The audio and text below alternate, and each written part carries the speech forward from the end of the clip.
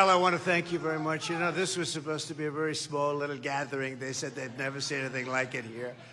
It's they actually talk like this is a small part, and a lot of people don't show up, but boy, they showed up today. We broke every record. And this is really friends. We're doing a big speech later, but this is an intimate gathering. This was supposed to be a very intimate. This is a little bit intimate, but it is intimate. But this is a gathering of people that have been so supportive, and we're going to get out there and we're going to get out that vote, that caucus vote, which is very important. And, you know, last time I was leading, I was beating everybody, but they didn't do the caucus thing too well. And I learned a lot. We went to New Hampshire, we knocked them dead. We did very well here. We came in second. It was my only second. I don't like second, though. Then we won the race against the Democrats. That's a big one, right? We won the race, but we won it against beautiful Hillary. See, I call her beautiful now because we used the word crooked for somebody else. You know who that is, right? That's a very accurate description. But we ended up winning, but I learned so much during the process. This is the first race, and I'll never forget my first race ever in politics because I wasn't a politician. I like to think of myself not as a politician now. But I came into Iowa, and I came in second out of 18, right? So we had 18. I came in second. They said, Trump suffers a major defeat. That was the beginning with the fake news. Trump suffered. I came in second. And, you know, normally people would be thrilled to come in at that position. And honestly, they didn't have a good group. And now we have a group like we've never had before. It's going to be amazing. It's going to be amazing. So I remember my daughter Ivanka. She was in Des Moines, a big area, and she was in Des Moines by herself. She was waiting, and she was waiting for these people to come in because, you know, you have to have a big staff, and they come in, and you talk about how wonderful Trump is and all this. But Ivanka calls me, Daddy, they don't have anybody here, the company that did the job. They weren't so hot. They don't have anybody here, Daddy, but I'll take it. But we did, you know, pretty well. Then we went on to win the state against Hillary, and we won the state the second time, and we won it big. In fact, the second time in the overall election, we got millions and millions of more votes than we did in the first election. We were told, all of us were told, that if you got the same number of votes, 63 million, as we got in 16, that the election would be over. But we got like 12 million. A lot. We don't even know because nobody knows, because nobody understands what the hell happened with that election. But we're not letting it happen again, that I can tell you. We're not going to let that happen again. Millions more votes. It was very interesting. I had a meeting with one of the big papers, New York Times, actually. They said, what happened the second time? Well, we did much better. Well, what do you mean you did better? We got millions more votes, millions and millions more votes. And they said, yeah, that's sort of right when you think about it, I guess, right? But we're going to do something. We're going to do something that's historic now, and we're going to bring our country back from the dead. Our country is dying. It's dying. When you look at what's happening at the border, when you look at all the things that are going on, our country is in such serious shape. So I just want to thank you all for joining us today. Special day. It's a special place. We're going to be back 5 or 6 times in the next period of, you know, think of it, we're talking about 4 months. Can you believe it? When it was 4 years, I said, that's a long time. Now we start in 4 months. You're the first. I kept you first, by the way. I hope you know that, because people like to take credit.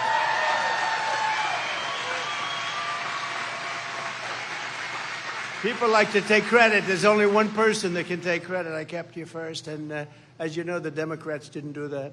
But we'll worry about that later. We want to get through the caucus. We want to get through it right away, and we want to win it by numbers bigger than we won it even the last time, if that's possible.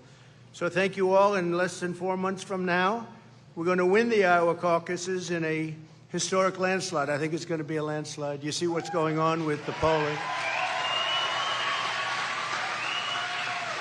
We've been like a rocket ship. We've been going like this, and the polls have been incredible, both against the Republicans and against the Republicans, we're up 60 points, 60.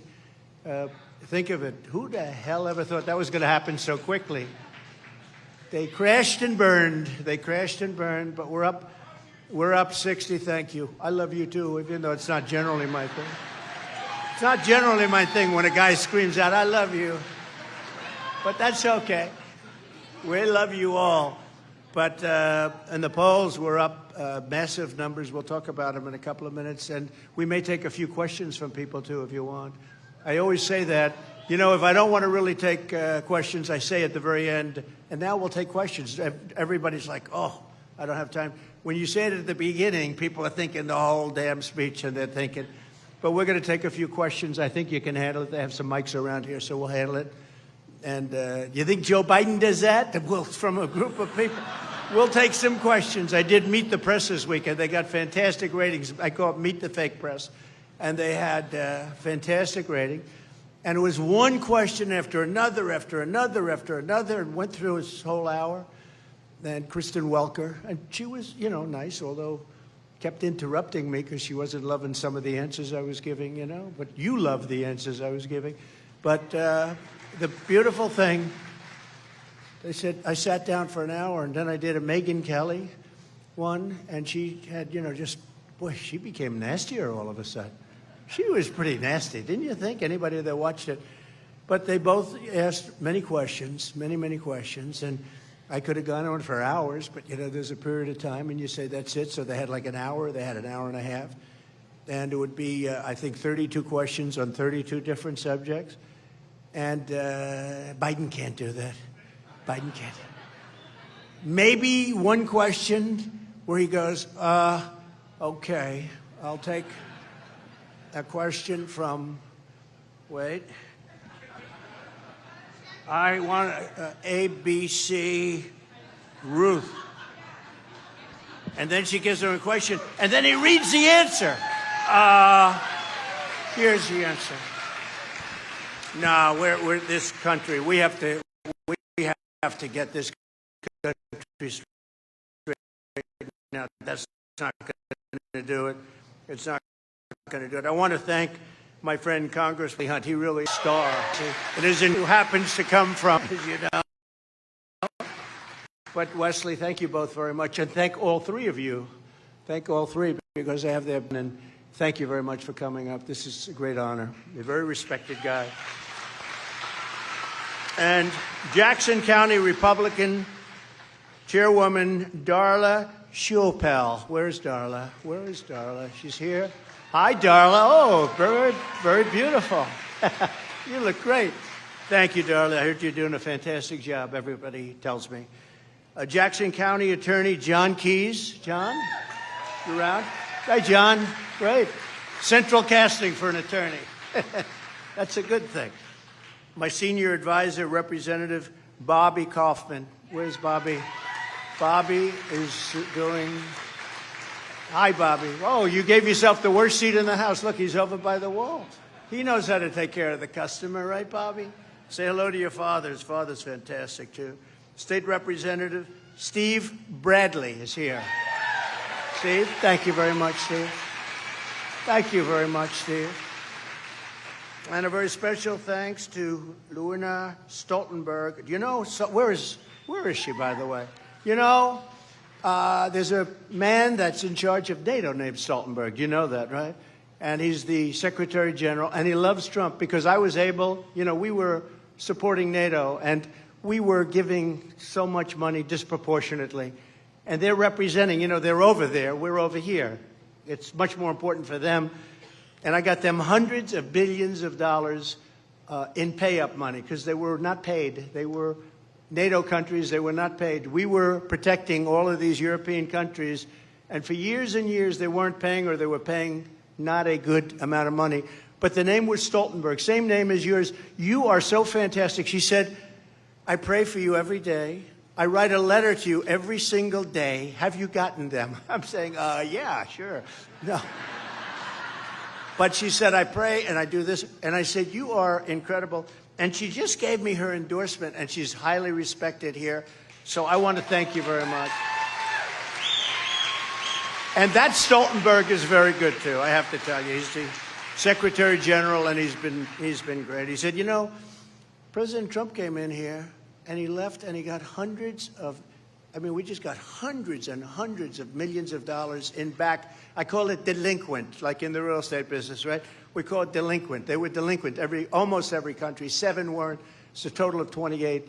but most of them were, some were totally delinquent. They didn't pay for a long time.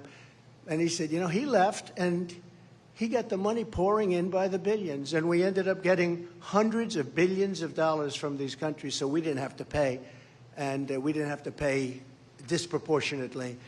And the money they have now is the money that I raised them. He said, you know, Bush would come in and Obama would come in. They'd all come in. They'd make a speech. They'd leave, and that would be the end of it. They wouldn't say, I came in the first time, saw that this was wrong, came in the second time about 6 months later. I said, you got to pay up. He said, nobody ever said that. So it was good. So I appreciate very much, and thank you, darling. We appreciate it very much. There are those that say this is the greatest political movement of all time. I think it is, MAGA. You know, when Biden criticizes MAGA, I say, no, it means make America great again. What's to criticize? You know, how do you criticize MAGA? They go, oh, those MAGA people, those MAGA people. Anybody that says that doesn't love our country. It's called Make America Great Again. But this is the greatest movement of all time. You know? Yeah. You know, over the years, and I was not in politics, although I was on the other side, like writing checks for everybody that I liked that was running, but I wasn't in per se. But I'd watch very carefully because I found it fascinating. And over the years, you'd watch these people that sometimes they'd win like an election, come in second, come in third, fourth, and they'd be famous if they came in second, third, fourth in a primary. And they would go along a lifetime, I mean, literally a lifetime, and they'd become, you know, successful people, and they'd be very respected politically. And we came in first in, last time in virtually in every state, we came in first within the Republican Party, and then we did phenomenally in the election. But 2016, we won almost all of them also against professionals. You know, we had 18 people. There were senators, for the most part, senators and governors. They weren't stupid people.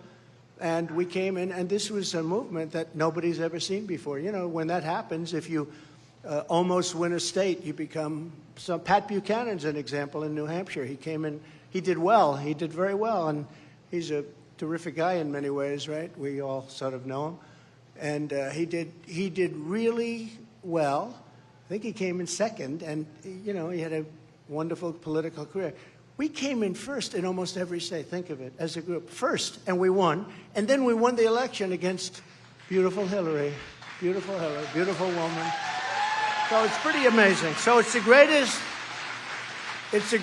movement of all time, and in this country, and I think probably largely beyond this country. But if we win this time, this will be bigger than anything we've ever done. This will be at a level that's never been done, much bigger than had we done it the traditional way, which we did do, but we just didn't get credit for it. But we did do it. We'll win it 3 times. I mean, that's the way I look at it. We'll win it 3 times. But this psychologically and in many other ways, and you understand the different ways, but because one of the things of taking this pause is it shows how bad they are. It shows how bad their policies are. You look at the border, you look at all of the things that are so horrible that are happening, and it shows how bad they are. And we'll be able to do things and get things fixed in this country that probably you couldn't have really done politically or otherwise if you did it the traditional way. So it'll be something really spectacular. It's going to be, I think it's going to be amazing. And I will tell you, so we've run twice. I've never seen the spirit that we have this time. And a lot of that spirit because you're longing for the good old days with the greatest economy ever and all those things. But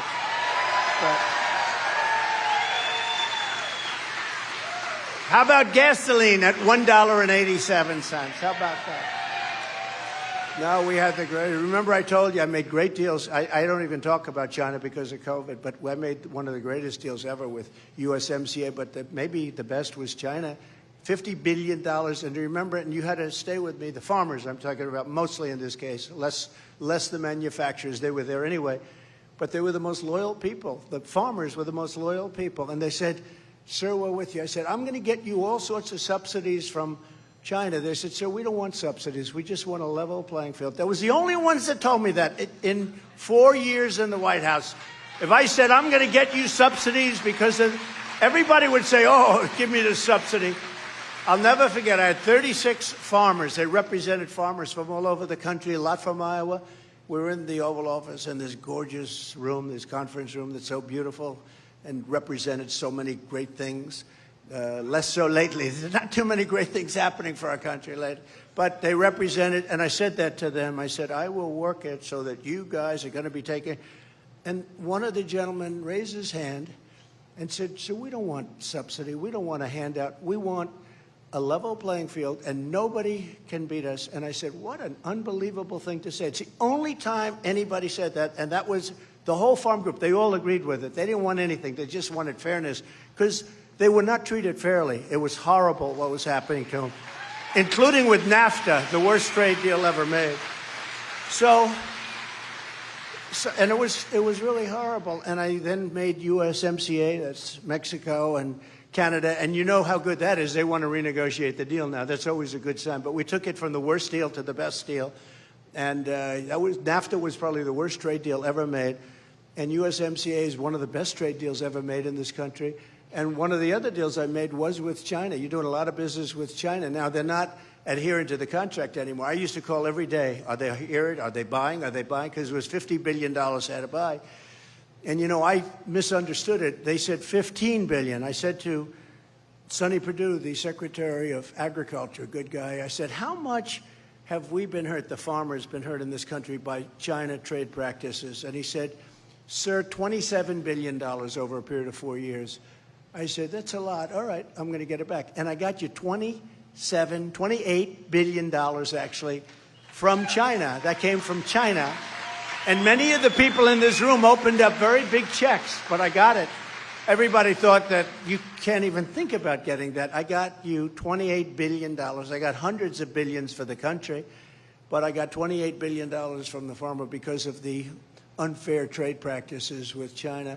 The fake news doesn't want to write about that, but it's a big deal. In fact, I always say, there's no way I lose Iowa, Nebraska, any of the farm states, because who the hell else would get $28 billion from China? People would say, don't even think about it.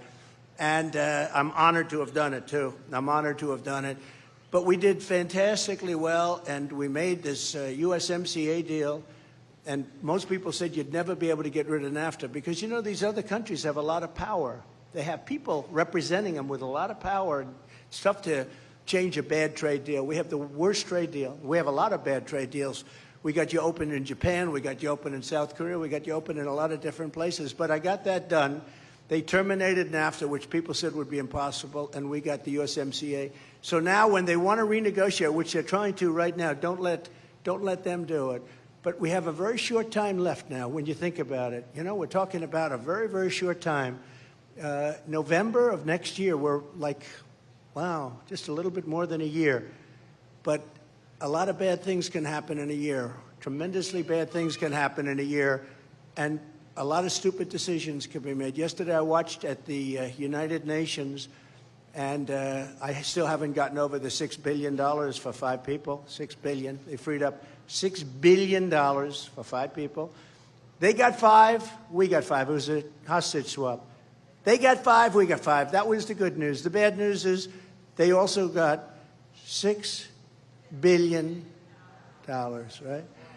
And you say, how the hell, who would do a deal like that? But they're all bad deals. They're all. So yesterday Biden was speaking, and I won't even comment on the speech. But he said one thing, that we got rid of our gas weapons. You know, we have gas weapons, and they're terrible, they're horrible, they're unbelievably lethal and powerful, but they're terrible. And he said that they basically ended all of it. They've gotten rid of them all. And then he sort of indicated that, sadly, other countries haven't followed suit. Of course they haven't followed suit. They haven't followed suit because you don't get rid of them first. You get rid of them last or simultaneously. So we got rid of this tremendous, horrible, lethal power that we need if other people have it, but other people didn't get rid. And I said, how stupid is this? How stupid is this? So it's gone from us, but other people have it. And it's just step by step, day by day. So with having these people in there, I mean, the only thing they're good at is cheating in elections. It's really true, in my opinion. They're professionals at cheating, and you got to watch those elections very carefully. Less so in your case because, you know, you run a good ship, but in some of these states, it's just horrible. It's just horrible when you look at what's happened. Thank you very much. Thank you very much. Well, thank you very much. I appreciate it. So, if you want to save America from the, I have a script here. So far, I haven't looked down at it. I'm saying, when am I going to look at this script? I have these brilliant speechwriters, and I tend not to use them too much, but it's better that way, isn't it? Isn't it nice when you have a president who doesn't have to read a script? Isn't that nice? So if you want to save America from Crooked Joe and the radical left, then get out and be patriots, and you're all patriots. Make sure that they're registered Republicans. Get out. You have to register. Register Republicans. Get them out. Get all of your friends out. And 7 p.m. on Monday, January 15th. That's when it all begins, January 15th. On a Monday. It's a good, beautiful day. And you got to get them out 7 o'clock in the evening. That's when it starts. And it's a beautiful scene, actually. In fact, I think I'll come up for it. Should I come up? Yeah, I'll come up. I'll get them out with you. I think I'll come up.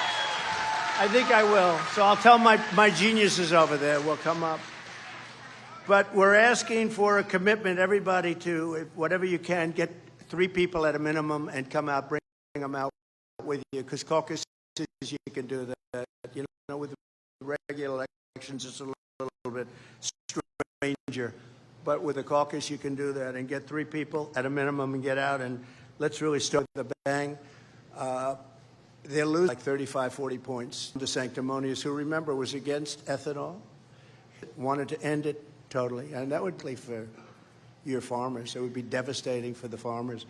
But they wanted to end it, and I was the champion of it. I was the one that kept it going, and there was a lot of competition to not do it. And, yeah, I got it for, remember, 12 months. I did the whole thing on ethanol. I became the king of ethanol, but he wanted to end it. One thing I'll say about a politician, like a guy like him, he comes in, when somebody wants to end Medicare, or when somebody wants to end Social Security and go up to 70, minimum age 70, which is a big jump, when they want to do that early, they may change their attitude for an election, like come and say, oh, well, I love, Social Security, but he voted 3 times against it. He wanted to cut that. He's a disciple of Paul Rhino. Do you know who Paul Rhino is? Paul Ryan. But he's a disciple of that whole group. And when they want to do it early, they may change for an election. They may get away with it. But when they change, they always go back to what they originally had. And I've been very consistent. You can read those books from years ago. I've been very consistent how we've been ripped off on trade and everything else. And I changed so much of that. And then this administration gives it right back. It's the most amazing thing I've ever seen. But when you want to look at how somebody is, they go back to what their original thought is what their thought is. And they wanted to do big damage to Social Security. They wanted to raise that age to 70, and they wanted to do big damage to Medicare. And you can't have that. You don't deserve that. There are other things we can do that are far better, where we can do a real job, but you deserve it. You get to a certain age, you deserve it. We delivered record increase in real family income. It never, in history, there's never been anything like it. Went up $6,000 a year. Think of that. With no inflation. We didn't have inflation. We knew how to take care of inflation. Look, inflation was caused because they stopped drilling, they stopped the energy, and that caused the inflation. Energy is so big. If you make donuts, if you make cake, if you're a lawyer, if you're an accountant, you're heating and you're trucking, and no matter what you do, energy is so big. And energy is now out of control. They did it fake. We did a big thing with the strategic reserves and got them full. And then right now they're the lowest they've ever been. They've emptied millions and millions of barrels in order to have an election, past election, where they could keep the numbers down. They were still very high, but at least they weren't at $5 and $6. So just today, gasoline hit $5 again. And it's going to probably go up. It looks like it's going to go up. There's no reason. Yeah, it is true. Drill, baby, drill. I gave that answer on CNN. What would you do? Well, start off with drill, baby, drill, and the place went crazy. And it was the CNN audience, too. You figure that one out. No, but they don't want to pay either, so it's crazy. But we had it down to numbers. Actually, we had to raise it up a little bit because the oil companies, they were all going to go out of business. They never produced so much. They did a great job. And, they did a great job for themselves, to be honest. But it was, we had it down below $2. And for a little while, we had it down to $1.50, but that's where we had to say, got to go up a little bit. But now it's hitting $5 again, and we're not going to let it happen, because that is what caused inflation, and inflation is called a country buster. When you have inflation, you can go back 200 years. Look at Germany, look at countries, what they went through with inflation. They were destroyed. I mean, literally, they were destroyed. They had to start all over again. And we've had the biggest inflation we've had in 52 years, so that's a lot of years, and it's been a lot of suffering. I see bacon is up 6 times, bacon. Who would think, right? So people aren't ordering bacon. Then they say, oh, it came down a little bit. Yeah, they're not ordering it, which is not good for you either, by the way.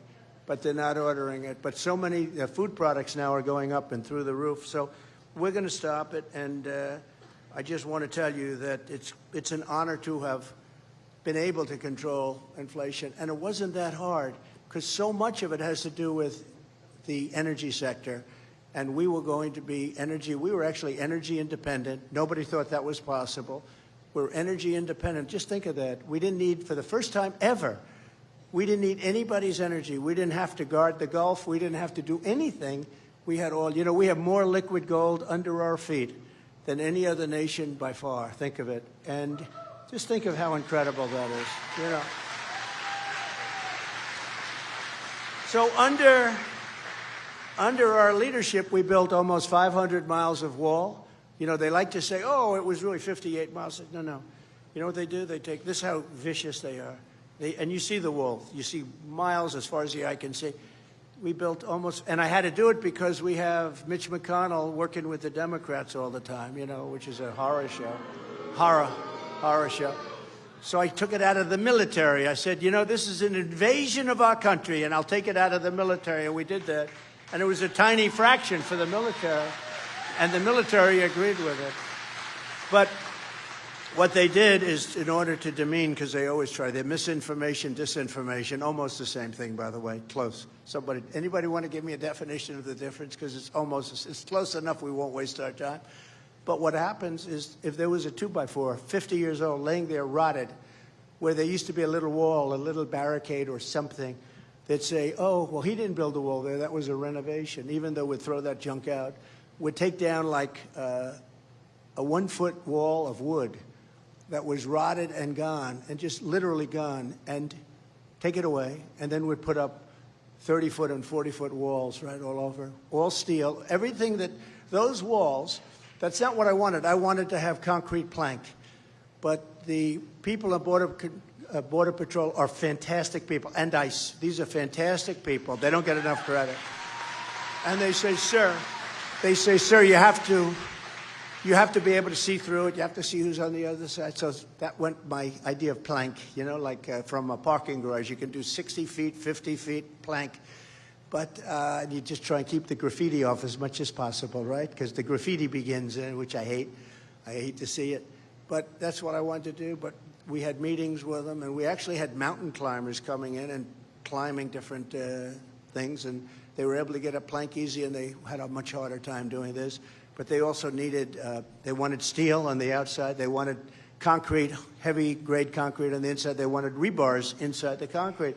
So you have 3 different substances for cutting. It's very hard to cut, very, very hard. So I did what they wanted. And then they wanted, the plate. Do you ever notice the plate on top? I wanted to leave it off. I don't like it visually. But that's called an anti-climb plate. It makes it much harder to climb the wall. And some of these people, gotta say, they are athletes. They climb a wall like there's nothing to it, and they have 200 pounds of drugs on their back. They're going up like, it's the craziest thing I've ever seen. We had people show us things that I would say are pretty impressive. But that's an anti-climb bar, they call it. It's a very important element to stop people from climbing over the wall. So we did almost 500 miles of it, and then we were all getting prepared. We had it all bought, and we could have done another 200 miles because we needed more. We did what we said we were going to do, but then we could have done more, and we had it all bought, and we had the election was ended and rigged, by the way, and we didn't take over. And what they did, and this is the first time I realized they were serious because I thought they were playing games. I realized they didn't want to build security. They wanted to have an open border so that people can come in from other prisons, from prisons all over the world, from mental institutions and insane asylums all over the world. We have people coming in from all over the world, not just the 4 or 5 countries that we think of our neighbors as neighbors. We have people coming now from all over the world. We had the safest border in the history of our country. Now we have the worst border, I believe, in the history of the world. I don't believe there's any third world country that has a border like we have. And I think the real number is going to be, when you really add it up, and I think if the numbers ever come out, I think they're going to have 15 million people by the end of this year would have come into this country under this lunatic regime of fascists and communists and everything else. So I think it's a terrible, terrible thing. But when we get in, we'll be able to stop it. We have Tom Homan. We have all of the greatest people. We have such great people. You know, if Biden went to the beach, you know, he goes to the beach all the time, right? You ever notice? Somebody's working him. He's got these consultants, and I think they think he looks good in a bathing suit.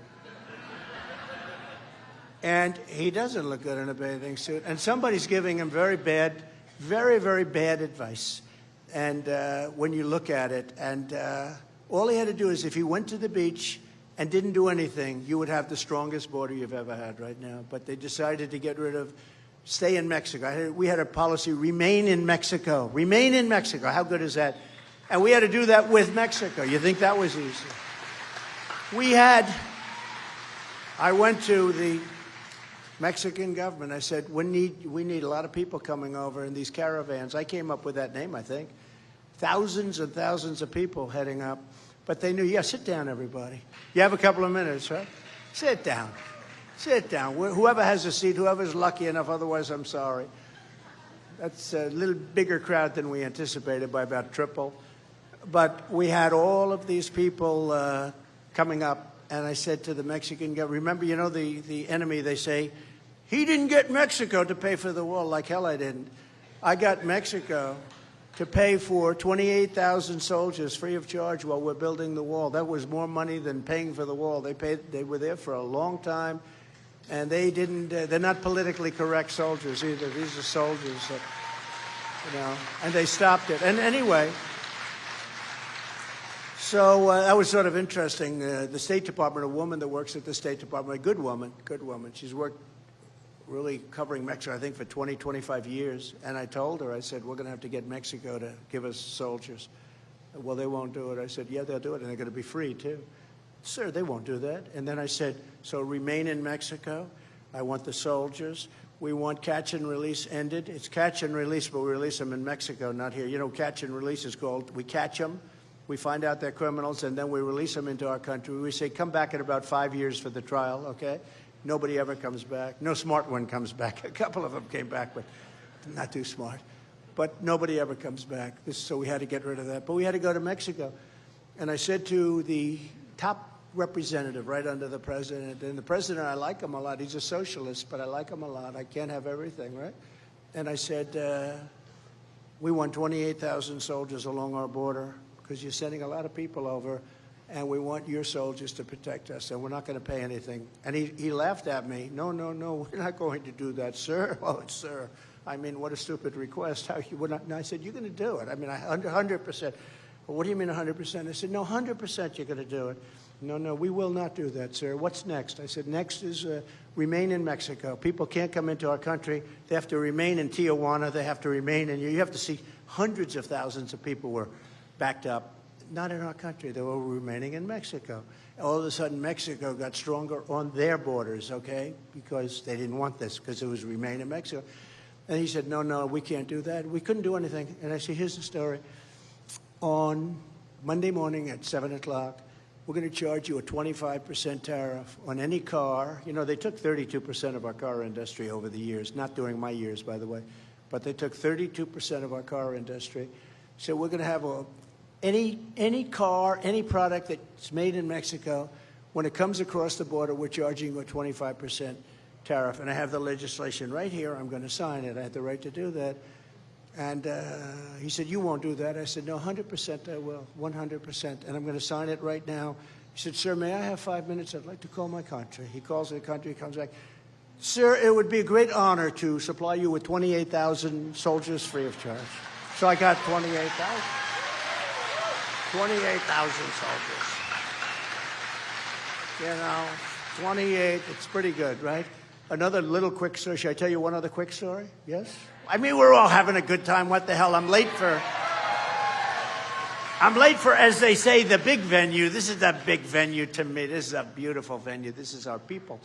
But we had another case where France was going to charge American companies a tremendous tax for the privilege of doing business in France. And I said, I can't take that. You're not going to do that. And I called in some of my great geniuses, and I said, you call them up and you tell them we're not doing it and negotiate it where they don't have to do it. They come back a week later. No, they've already pretty much done it. They passed legislation. They're going to charge American companies a very significant, very big tax.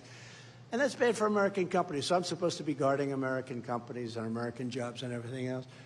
So I say, go back. You have another day. Go back and get it ended. And they came back and they failed. They were unable to do Treasury. They just were not able to do it. And I said, I'll do it. And I called up Macron, who's a very nice guy. And I said, Mr. Macron, you remember me? Yes, I do. I do remember. His name is Emmanuel. I called up, I said, Emmanuel, listen, you're going to be charging our company significant money to do business in France. Is that correct? Yes, that is correct. It has taken a long time for us to work. Oh, that's fine. I think it's wonderful. So here's a story. If you go into this, and if this thing takes effect on Monday, we're going to have something that's of equal effect. Every bottle of wine and champagne that you send into this country, we're going to put a tariff on for 100%.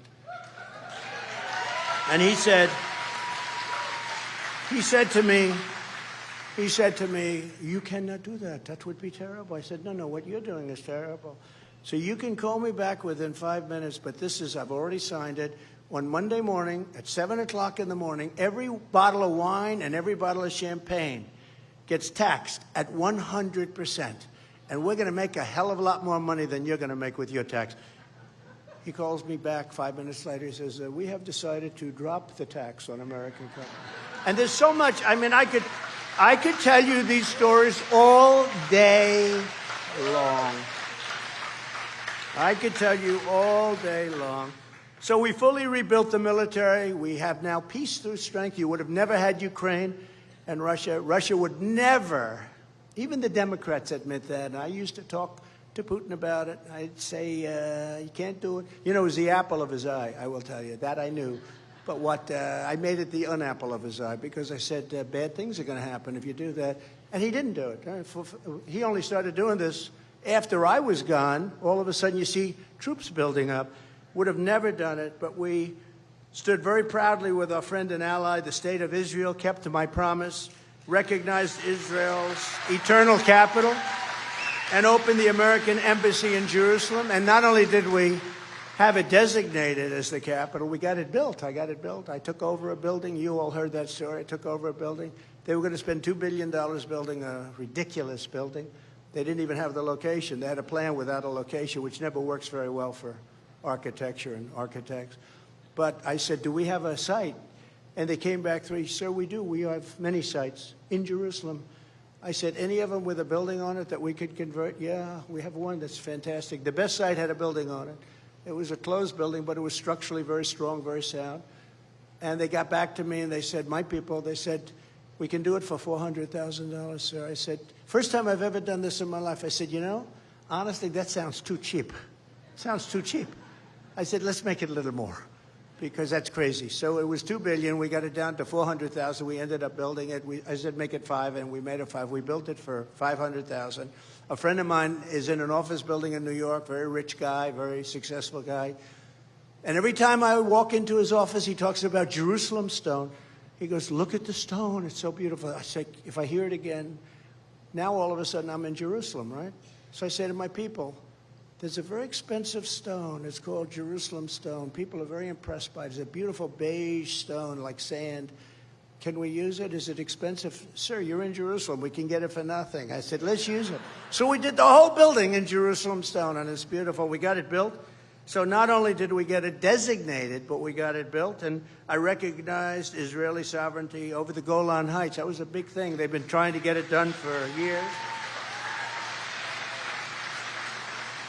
And best of all, I got the Iran nuclear deal terminated, but unfortunately this administration did not take advantage of it. They didn't take advantage of it, and bad things are happening. They're building away a nuclear weapon. This would have never happened. We would have had a deal within 2 weeks after the election. We would have had a deal with Iran, and everybody would have been happy. So with your vote in January, I'll fight like no one else, and it's very important. It's so important, and so important that you are first, because I believe in this state very much, and I believe in the people. I have so many friends here. We'll totally obliterate the deep state. We have a deep state. It was really deep. We got rid of Comey. We got rid of a lot of people, but it was deeper than anyone thought. And then we had the COVID, the dust from China. China virus came in. We did a great job with that. The stock market, when we turned it over, the stock market was actually higher than it was just prior to COVID or China virus coming in. So we did an amazing job in so many ways. We haven't been getting the kind of love on that one. We get a lot of love on the economy and a lot of things, but they never gave us one of the big things, and it was incredible. Don't forget, when that came in at a level that was nobody knew what the hell was happening. Thousands of people were dying in China. That's all they knew. And they knew something bad was going on, but nobody knew exactly what it was. We did a great job on that with the ventilators and all of the therapeutics and Regeneron and all of the things we did, the robes, everything. We did things that nobody thought could be done in a very short, and we supplied the states with all that stuff because the states were all empty. I said their cupboards were bare, but we did that, and we did, so many other things. We rebuilt our military. We did so much so fast that nobody's seen it. And some people say it was the most successful 4 years and one of the most successful presidencies by far ever. So,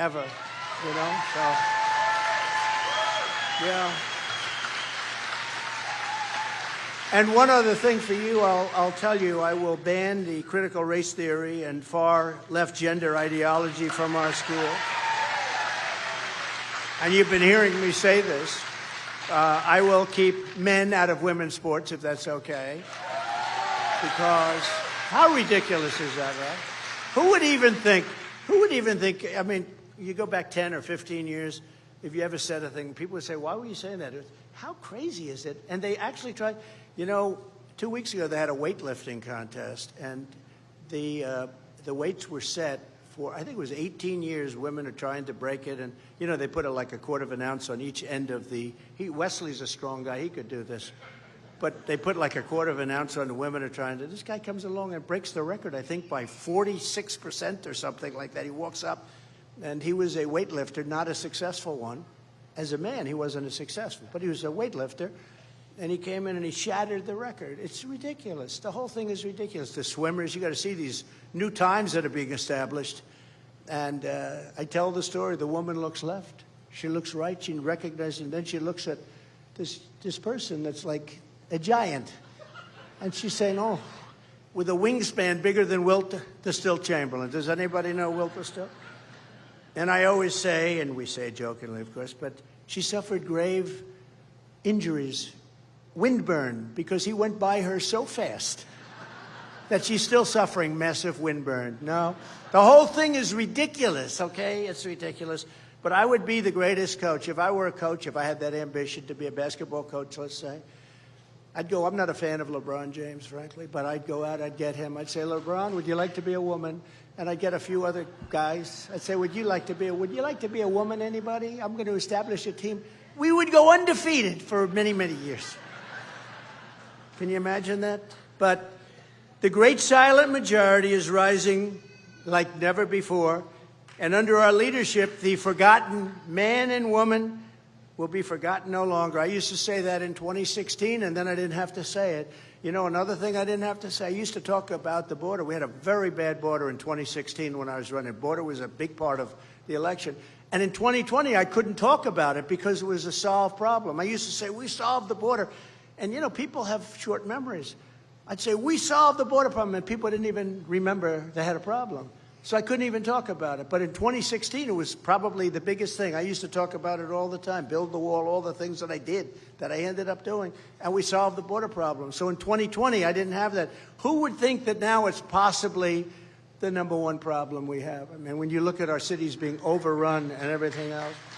So we'll get it solved very quickly, and we'll get a lot of people, we'll get these people out. Because this is not sustainable by any country. No country could do it. No country is that rich. It's just not sustainable. With your help, your love, and your vote, we will make America first. It's about America first. I mean, these people want China first. They want other countries first, Ukraine first. They want all this stuff. We give every time somebody comes over from Ukraine, they walk out with $25 billion. And we want to help Ukraine. But, you know, Europe right now is up to $25 billion, and we're up to $200 billion. Now, one thing we all know is that it affects Europe a hell of a lot more than it affects us. So why are they not going with equalization? So they have to equalize. Let them put up. You know, Europe's about the same size as us if you add it all up. You add all the countries up, it's got about the same economy as we have. So they have a lot of money, Europe, but they don't pay the money because we have stupid people running our country. Very stupid people. You know, so. But remember, none of this can happen, none of what we're talking about. We're going to make our country so good, we're going to make it better than it was before. And we've learned, and I've learned. I also know everybody now in Washington. When I got there, the rhinos are recommending people, all this. We know so many people that I know the good ones, I know the dumb ones, the smart. I know more people. I know the tough ones, the great ones.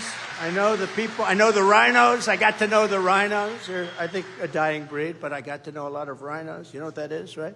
Republican in name only. That's true. But we got plenty of them, but there are fewer than there were. But you got to show up on Monday, January 15th. Defeating crooked Joe Biden is imperative because this country can't. I don't know if it can take another year. You want to know the truth? Okay, you know, we still have a year. I don't know that it takes another year, but we have no choice in that. So go to ia.donaldjtrump, and sign up to help us organize what I will call the Victory for the Ages. This is going to be a victory for the ages. This is going to be bigger. You know, I used to talk about 2016, that 2016 is the biggest election of our lifetime, and I meant it 100%. Didn't say it in 2020 because we had a great thing going. We had the problem with COVID, but we had a great thing going. We had strong borders, nobody coming into it, very few people. Drugs were down to an all-time low. People coming in were down to an all-time low, and only getting better. If they left it alone, it would have been a beautiful thing, but they didn't do that. But we are going to make this country stronger and better and more beautiful than ever before. Not just get it back, we're going to make it better than ever before, but we have to win this election. So I just really appreciate everybody in this room. You've been my friends right from the beginning, most of you and I recognize so many like you. I recognize so many. But we have to go out and we still have to win something. You know, we have a lot of great people watching. It's going to be very hard for them to cheat. They always cheat. That's what they do, is they cheat. That's the only thing they're good at. They're no good at policy. They're no good at borders. Think of it. Who wants an open border? Who wants high taxes? Who wants high interest rates? Who wants not to be able to buy a home? Who wants education that's a disaster? We're going to close the Department of Education, move it back to the states. All right.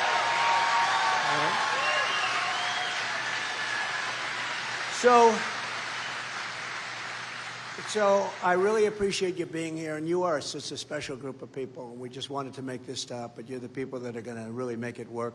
And we have phenomenal leadership with Alex and everybody else here. I just hope I hope we have a victory, because if we don't have a victory, I really think this country I think it's finished. It's finished. I really think it's finished. That's how bad it is. That's how bad it is. You know, these leaders of other nations, China's very powerful. They're all very powerful, especially now with the weaponry. If you don't have the right leader, if you don't have smart leaders, your country's doomed. What they're allowing, like the speech he made yesterday, where he takes a vast sum of power in terms of a weapon and says he's terminated all of it.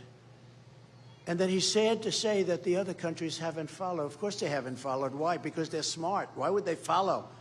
They want something for it. They want to do something. They want to get you to do it. You do it together, or you do it where they do it first.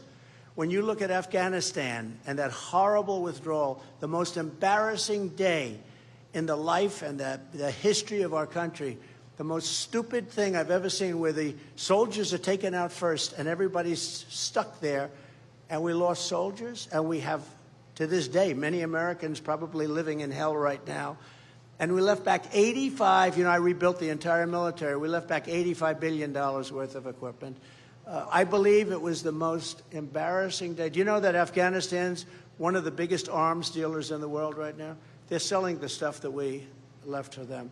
70,000 trucks, 700,000 guns and rifles, 700,000.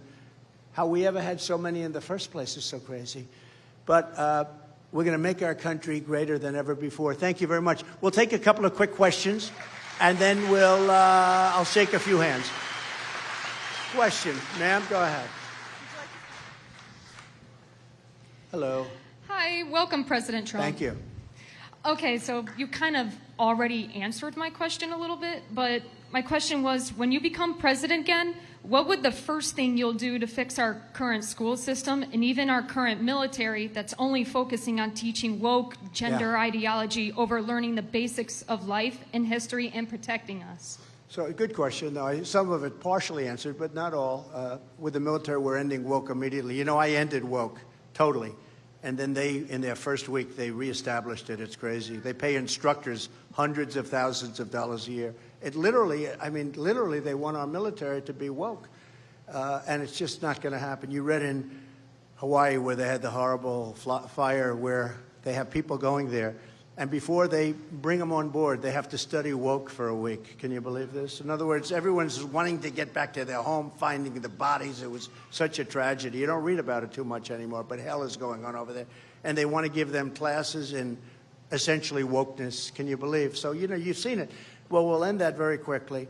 We will, with the school, I think the schools are very important. We're going to bring our education department back. Now, if you look at our education, we pay more per pupil than any country in the world by 3 times. And yet we're at the bottom of the list. We have a bad, very bad.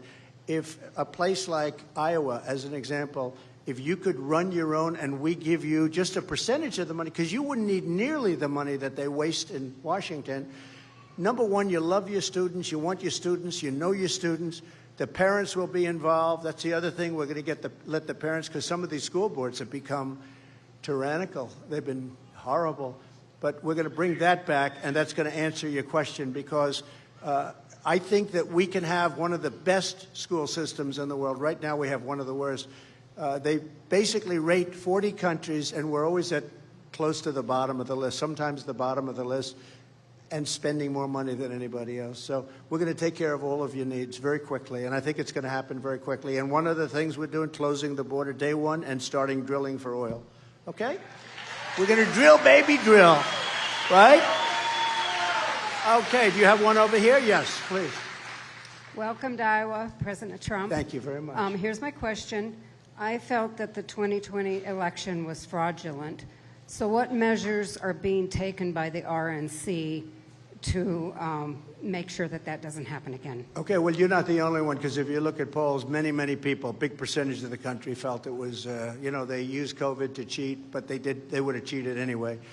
Many precautions, many law firms have been hired, a lot of work has been done, and beyond RNC, I mean, I wasn't very thrilled with them, obviously. I was always told you go out, you campaign.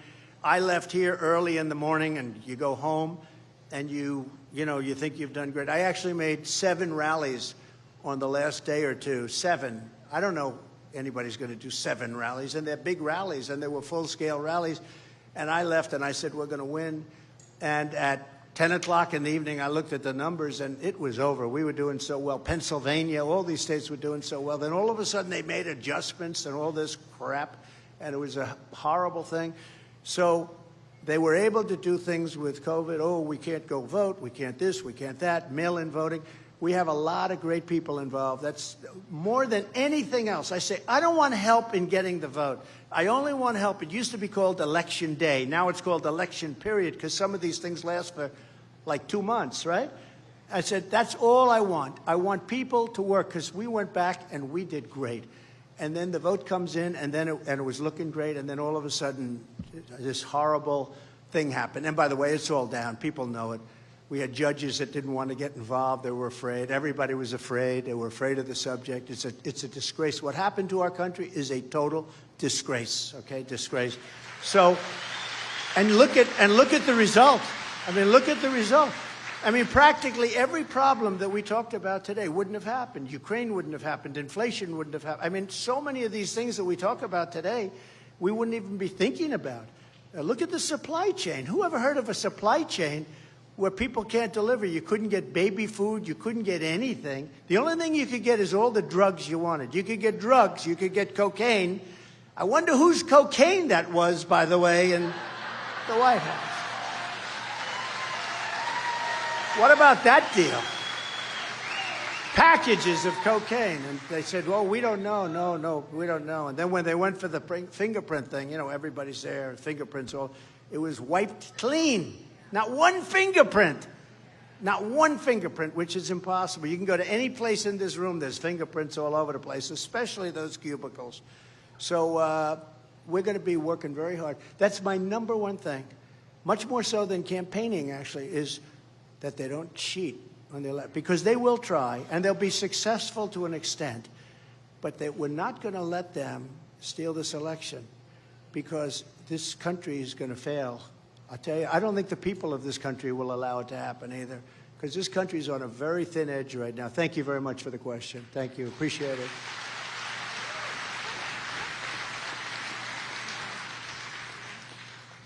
I want to thank you, President, for all that you've done. And a question I want to ask you is, I'm telling you, no man can endure what you have endured. Do you realize that God is behind you and strengthening you? Do you realize that? Well, I appreciate what you're saying. I understand what you're saying, too. It's been a terrible thing in so many ways. The only thing, the great gratitude I get, I'm looking at polls now where we're 50 points, 60 points up, you know, among all these people. And we're beating Biden in all these polls, and we're beating everybody. And we have had to endure. We endured a fake Russia thing for years. We endured all of this stuff, all fake. And think of how bad these people were. A guy like Adam Shifty Shifter, he's a real bad guy. I call him pencil neck. He's got the smallest neck I've ever seen. He's not going to be playing for your local teams, Iowa State. They're not going to be recruiting him to play football. But Adam Schiff, he makes up with Hillary and with the Democrats. They make up the Russia scam. He knows it's a scam. Think about how bad. I have sons and daughters. And, you know, we love our sons and daughters, right? And I watch him on television one day. So he knows it's a hoax. Russia. It turned out to be a total hoax. No collusion. There was no anything. So he knows it's a hoax right in the middle. And he goes out to the microphones after leaving a meeting, which is supposed to be very, quiet. Nobody's supposed to know what goes on in there. He goes out to the microphone and goes, the president's son, Donald Trump Jr., will go to prison for what he's done. Now, he knows it's a hoax. Think of it. It's not like I'm reading and seeing, and I watch this guy telling me. I'm watching him saying that my son is going to prison. My son is going to prison. And I know that he had nothing to do. There was nothing. The whole thing was made up. It was a made up story. You know why it was made up? It was an excuse why Hillary lost. They said, let's blame Russia. And it was supposed to be a one-day deal, but the fake news wouldn't let it be one day. And the fake news carried it and on and on and on. We have the same thing right now. It's going on still. Do you know that if I got indicted, but because the people know me so well, they know it's all bullshit. It's all bullshit. They know that. And think of it. They say he questioned the election. He questioned, well, everybody in this room questioned the election. The Democrats questioned 2016. They were all standing up. They were forming cards. They were forming all sorts of things. And those are the same guys that say it's so corrupt. Washington's a corrupt place. But think of it. You're watching some guy on television, a high-ranking congressman, say that your son is going to prison, and he knows that it was a hoax. I mean, how bad do you have to be to do that? And then it gets, no collusion after 2.5 years. And then 2 weeks go by, and I had a little piece. I focused on China and other things. It's almost the easy subject, right? I focused on the easy things like China, Russia. And then they start with Ukraine. He made a phone call to Ukraine. It was a perfect phone call. That phone call turned out to be absolutely, nobody's ever seen anything. everything I said was right. About please study, if there's any corruption, please report it to the Attorney General of the United States, etc. It turned out to be exactly right. A lot of people are saying right now they've got to undo even the theory of those indictments because those indictments were fake, just like everything else. So we have to get back to making our country great again. But you're right. Many people ask me that question. They say, how do you do it? And I do it because I feel real love and I feel real appreciation. And I do it because it's more important than anything else I could do. I could be living a very nice life in the most beautiful places all over the world. And here I am with you in Iowa, and I'd rather be here. I'd rather be here. So thank you very much. Very nice. Appreciate it. Yeah. Thank you. Hello, Mr. President. My question for you is, what are you going to do to make future generations more successful than what we are right now? Well, we have to save our country first. I really do. I mean, it's a great question in a way, but I think our country, we have almost 36 trillion in debt. We are probably, if this group keeps running, think of what's happened. We used to be allies with Saudi Arabia, a lot of money, a lot of everything, a lot of energy. We didn't need their energy. That was their beauty. But we were allies with all these different countries. Everyone's left us. Brazil is up with China now. Saudi Arabia is with China.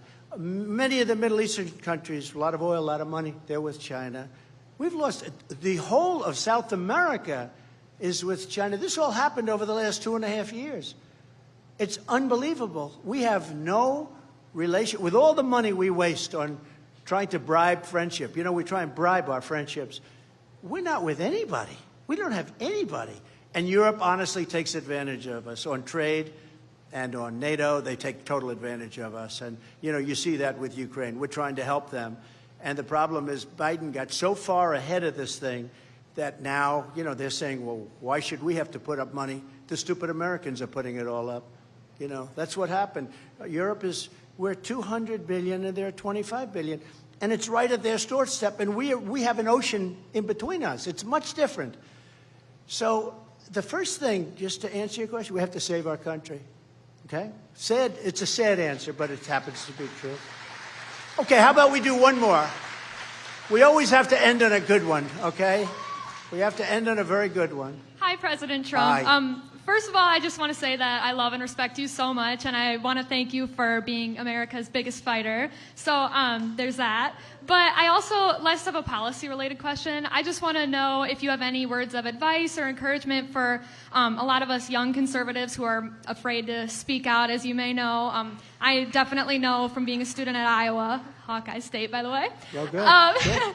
And I just want to know, school. you know, especially with the caucus coming up, we need to get a lot more young people out there. So I'd just like to know if you have any thoughts on how we could be better patriots to get you So back I'll tell in you, there. it's so great that you asked that, and with such enthusiasm and everything. It's so great. So remember this. There are far more of you than you think. You don't see them. You don't see them. I know people in Beverly Hills. I see them on television. We will stop Trump, but they go in and vote for me, you know? It's true. It's like you think it's woke. It's not. You look at the percentage of votes and everything else, if you can count on it, which you basically can't.